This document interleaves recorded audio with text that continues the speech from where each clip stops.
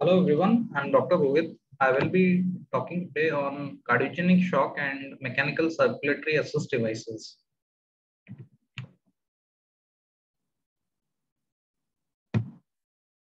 So this will be the flow of slides for my discussion today. We'll first discuss on an introduction to cardiogenic shock, causes and diagnosis of cardiogenic shock, followed by the management in a stepwise approach, followed by mechanical circulatory assist devices, and conclusion of cardiogenic shock. Cardiogenic shock is basically defined as a state of critical end organ hypoperfusion due to a primary cardiac dysfunction. And this circulatory failure can obviously be both either left, right, or a biventricular failure.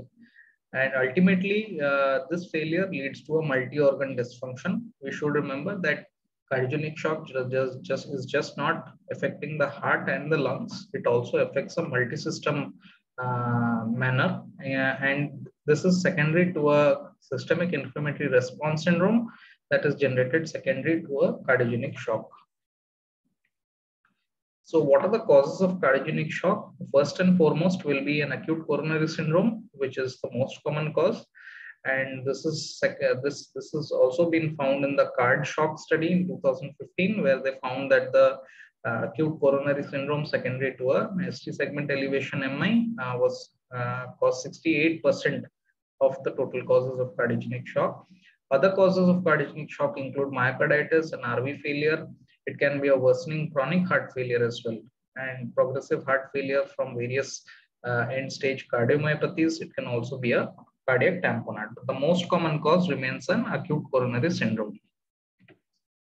So the diagnosis of cardiogenic shock is based on a clinical diagnosis. It is basically based on presence of two things. The first is the patient should have a persistent hypotension, and second is signs of impaired organ perfusion. So persistent hypotension for defining cardiogenic shock has been classically defined as a systolic blood pressure less than 90, or a mean arterial pressure 30 milliliters of mercury below the baseline, or a requirement of vasopressors to achieve a systolic blood pressure of more than equal to 90. And along with it, signs of impaired organ perfusion, and these can be, say, CNS system abnormalities. This can be renal system abnormalities such as oliguria. It can be related to perfusion of the skin, which can manifest as cold, clammy skin. It can be related to the respiratory system in terms of tachypnea, or it can also be increased arterial lactate of more than 2. And these signs of impaired organ perfusion should be present despite the patient having normovolemia or hypervolemia. Few clinical trials, such as the shock trial registry, have used the hemodynamic parameters as well for diagnosis of cardiogenic shock. And these hemodynamic parameters, which they included in the diagnosis of cardiogenic shock, included a low cardiac index, which was defined as less than 1.8 liters per minute per meter square without support, or less than 2.2 liters per minute per meter square with support. And also in these trials, they've defined filling pressures as well, which should be adequate or elevated with an end diastolic pressures of left ventricular end diastolic pressures of more than 15 millimeters of mercury. But remember that these the evaluation of the cardiac index or the left ventricular end diastolic pressures requires invasive hemodynamic monitoring, and cardiogenic shock is mainly a clinical diagnosis. So if your patient has a reduced blood pressure and signs of end organ hypoperfusion, then you can go ahead and diagnose cardiogenic shock, provided he has a background history of something which can produce a cardiogenic shock, such as an ACS STEMI. So proceeding to the management of cardiogenic shock, it is a challenging condition and mortality rates have been high, and it's approximately 50%. The fundamental principle remains the same as other forms of shock management, where you have to optimize oxygen delivery and tissue perfusion. So to discuss the management, we will be proceeding in this manner. That first we'll discuss about the hemodynamic support in a stepwise approach. Then we'll discuss about the specific management according to the etiology of cardiogenic shock, and then we'll progress towards mechanical circulatory assist devices. This is the whole summary of the management of cardiogenic shock. So if you see here, the black area here shows the clinical parameters and the indices, hemodynamic indices, which help us to diagnose cardiogenic shock. And then we proceed to further evaluation with an ECG and echocardiography, an X-ray, blood gases, biochemical analysis, and evaluation further with an arterial line and a central line. Then we do further evaluation of fluid assessment. We attach vasopressors and inotropes, and then further evaluate and re-evaluate. Then we may even proceed towards advanced monitoring with a pulmonary artery catheter or a transpulmonary thermodilution technique. And along with it, we have to know the etiology causing the cardiogenic shock so that we can address the root cause of it. And suppose it is an ACS, we proceed towards a PCI or a thrombolysis or a drainage of a pericardial effusion or a tamponade. We then proceed towards the fact that sometimes cardiogenic shock can become refractory, where there is increasing vasopressors requirement and worsening hemodynamic parameters leading to an organ failure. And this entails activating a heart team that your hospital should have, and along with it, you should and when you activate the heart team, this is basically moving more towards mechanical circulatory assist devices and management of refractory shock. And you have to take the decision of using an appropriate assist device, and these can be percutaneous devices or intracorporeal devices such as the LVADs. Here, what we see is all the percutaneous devices which have been mentioned here. According to the amount of cardiac output that they can generate, an IABP can generate up to a liter of cardiac output, and the impeller devices range from 1 liter to 5 liters. The tandem heart can produce somewhere between 2.5 to 5 liters of cardiac output, and the VA ECMO, of course, can do it from 2.5 liters to 7 liters of cardiac output. So this is the whole overall structure of management of cardiogenic shock. Going into further details, if you see, hemodynamic support can be discussed under a stepwise approach, where you have an initial phase of the salvage phase. You have a step 2 of optimization and stabilization, and a step 3 of titrating your therapies according to what you get in your optimization and stabilization phase. An initial salvage phase, where you have to determine an immediate etiology and a hemodynamic profile of the patient, and this is based on things such as the history, physical examination, so a few initial lab investigations, an ECG, and a basic echocardiography at the bedside. And the initial phase can be discussed under the following headings. You need under arterial line, a central line, an echocardiography, vasopressors, and inotropes. So when we discuss of putting in an arterial line for a cardiogenic shock patient, we have to target an initial map of at least 65 millimeters of mercury, radial or femoral axis. And what are the advantages is that it allows us for an arterial blood gas analysis, an arterial lactate monitoring. It also allows for determination of a pulse pressure variation, which is indicative of fluid responsiveness. And we can also use it for using a cardiac output monitoring using the arterial waveform analysis as well. Similarly, a central venous catheter is preferably placed in an internal jugular vein using ultrasound guidance. It can be used for fluid, vasopressors, and inotropes in cardiogenic shock, and it also helps us to monitor the central venous pressure, the central venous oxygen saturation, and of course the central venous partial pressure of carbon dioxide as well.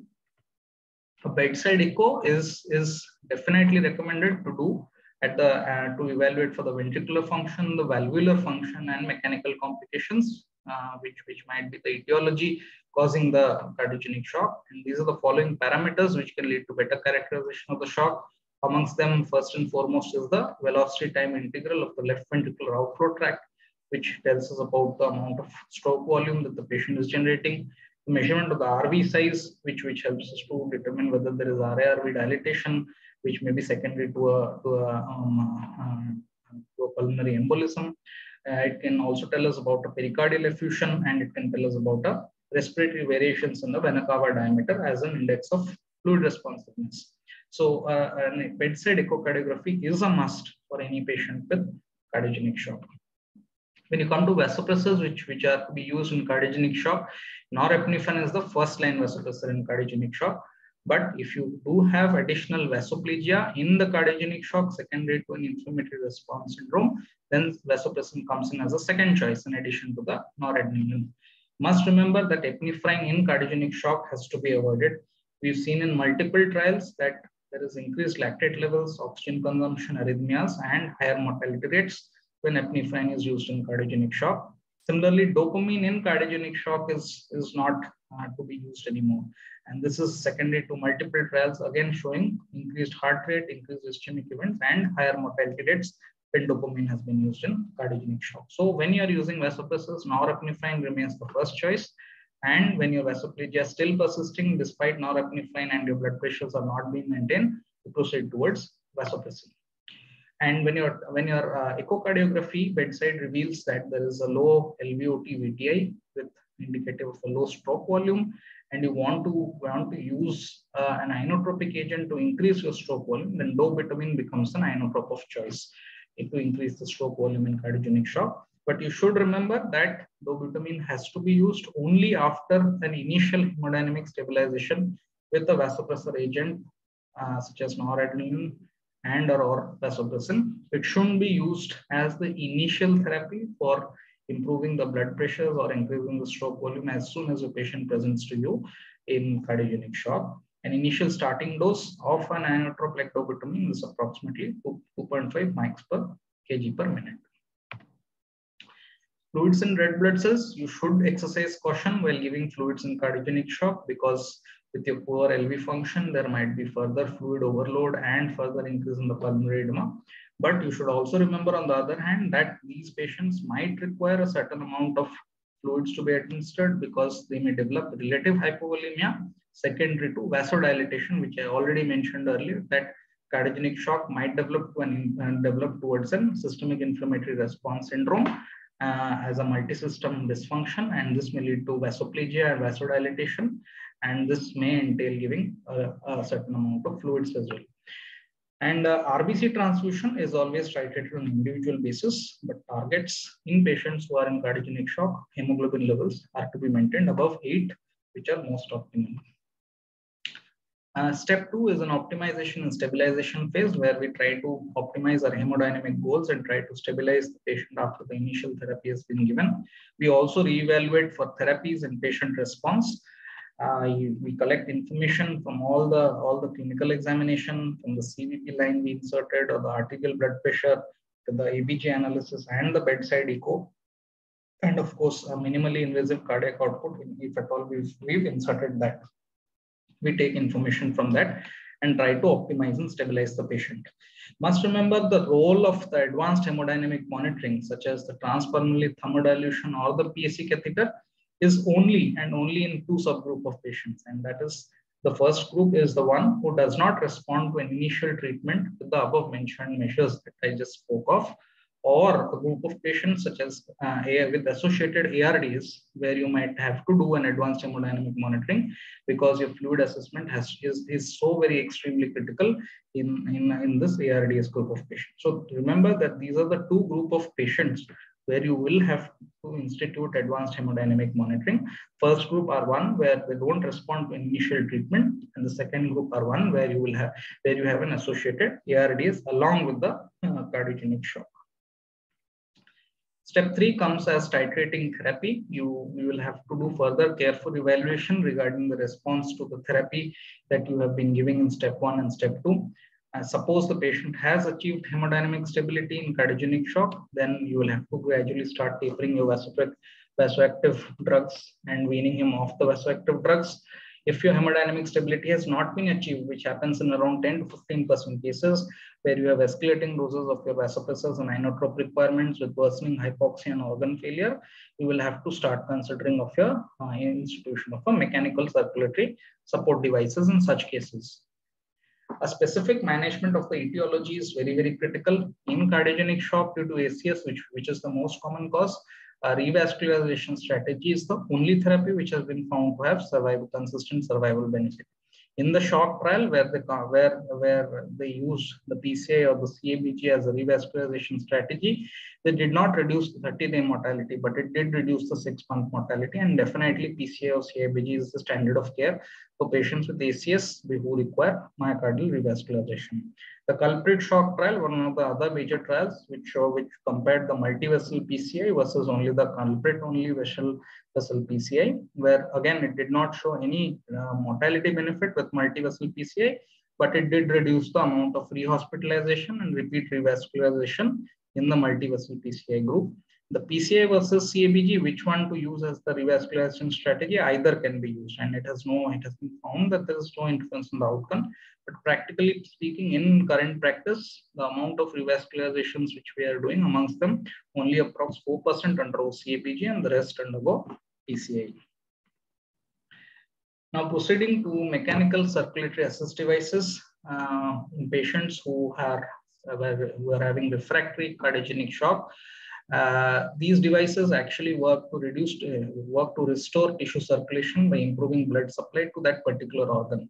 And it can be classified as either a bridge to heart transplant, that is a BTT. It can be used as a destination therapy where there is no transplant happening. The patient is on long-term circulatory assist devices. It can also be used as a bridge to decision where the patient may qualify in the future for a heart transplant, and it can be used as a sort of a bridge in that case as well.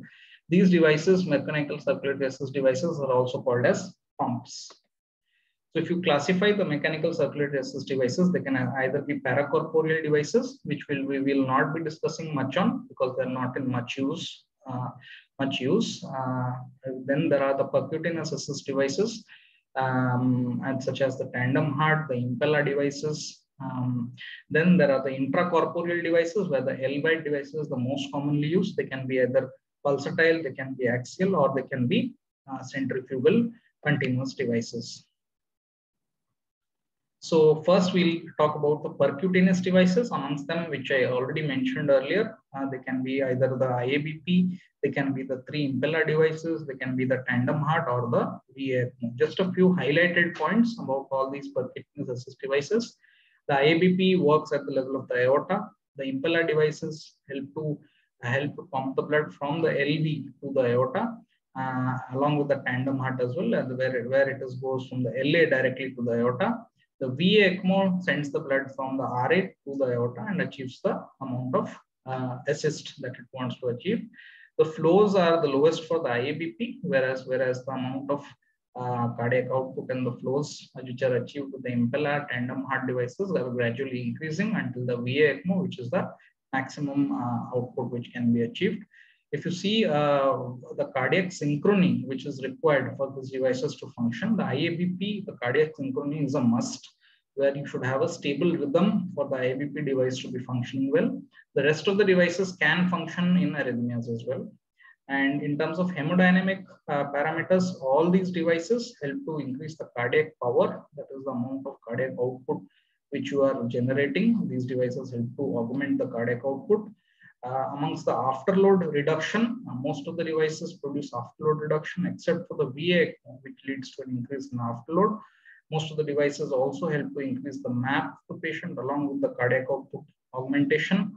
Left ventricular end diastolic pressures are reduced with most of the devices here. Left ventricular end diastolic pressures are reduced except the VA ECMO, where there is not much impact on the end diastolic pressures. Left ventricular preload is also reduced in most of the devices except the IABP, which does not affect the preload at all. And there is, of course, improvement in the coronary perfusion as well with IABP and the impella devices, which helps to perfuse the coronaries better. So this was an overall outline of the percutaneous devices.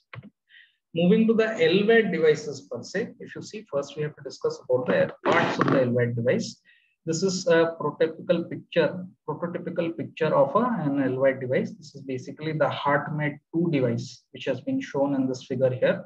It consists of several parts, which include first an inflow cannula over here, which connects from the left ventricle to the pump. So it removes the blood from the left ventricle and then sends it to the pump. The pump then pumps the blood towards the aorta, and this is through an outflow cannula over here, which carries the blood to the aorta. towards here. There is also an external controller unit over here, which is for adjusting the settings such as the amount of pump flow, the power, etc. There is also a battery pack and an external power source over here, which acts as a sort of battery so that the device does not run out of power at any point of time.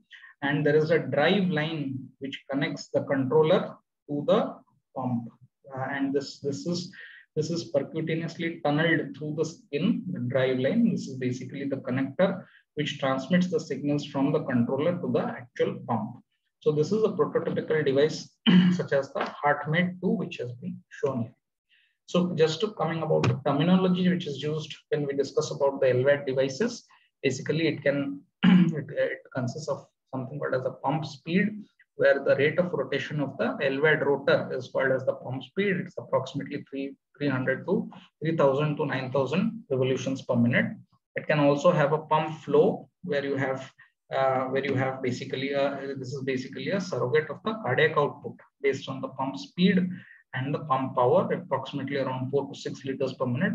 You also have a pump power, which is approximately the amount of power needed by the LVAD device to maintain a particular speed and flow. It is approximately 4 to 7 watts. And if there is a rising pump power, it may suggest an incipient thrombosis in the LVAD device.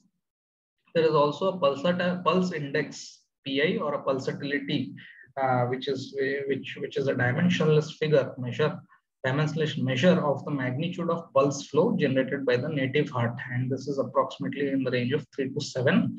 It is dimensionless quantity. A lower PI suggests a less baseline heart function, and a higher PI suggests a more baseline heart function.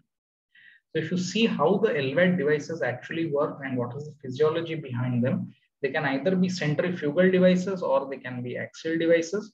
And when you actually see how they help to reduce and unload the LV, in the right side, this figure shows two loops over here. These are basically the left ventricular pressure volume loops. This is the unassisted left ventricular pressure volume loop, and this is the assisted one with an LVAD device implanted. This is the assisted left ventricular pressure volume loop. If you see here, there is a shift in the pressure volume loop from here towards left and down, which shows that there is a continuous unloading of the LV by reduction in the amount of left ventricular pressures and volumes as well in both systole and diastole, and thus this basically reduces the amount of native left ventricular work that your native heart has to do. So this device in this way helps to unload the left ventricle.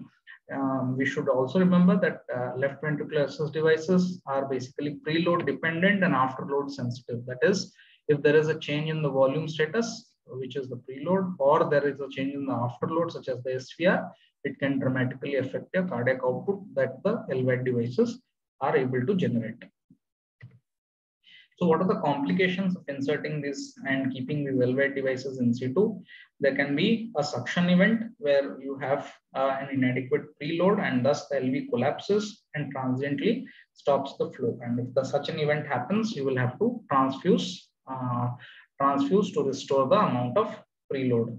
You can have stroke, which is the most common cause of death in patients with LVAD devices. You can have ischemic strokes, which are much more common than the hemorrhagic strokes, and the cause of these are basically patients being on anticoagulants and antiplatelets, which are must for patients who are on LVAD devices. You can also have device thrombosis, which can lead to an ischemic stroke. So these are the causes of these ischemic and hemorrhagic strokes.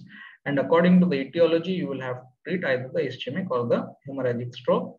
You can also have pump thrombosis. With this can be secondary to a turbulent flow, which can create a stasis inside the pump and thus finally leading to a pump thrombosis. And these patients therefore have to be put on lifelong anticoagulation, and the use of newer generation LVADs has reduced the amount of pump thrombosis that can happen. The other complications of using LVAD devices include the drive line infection. Remember, the drive line is the one that connects the controller to the actual pump, and this drive line can have staph aureus as the most common cause of infection, and you will have to prevent this, you will have to do an MRSS screening and decolonization prior to the implant of the LVAD devices. You can have equipment failures where you can have failure of the drive line, the controller, or the batteries. And to overcome this, you will have to use an external power supply and a monitor. You can also have a cardiac pulmonary arrest in a patient who is on LVAD device, and this can be second to an LVAD malfunction per se, and several other causes which are with an LVAD device. And of course, you will have to do a CPR with an LVAD device. Remember that in a patient who is undergoing a CPR and has an LVAD in situ, it can lead to a LVAD malfunction per se as well. As in CPR in itself can lead to an LVAD malfunction. So to conclude, the future, basically cardiogenic shock associated with a very high mortality. It's approximately 50%, and early initiation of circulatory circulatory support, mechanical circulatory support, instead of an escalating doses of inotropes and vasopressors may avoid the downward spiral with cardiogenic shock. And appropriate device selection is still not a perfect process till now. It is still a complex process, which includes evaluating the patient, the cardiac output, the complications with the device, and several other things. A HeartMate 2 device is basically currently the FDA approved device. Other devices are undergoing clinical trials and in future may be available as mechanical circulatory assist devices. Thank you.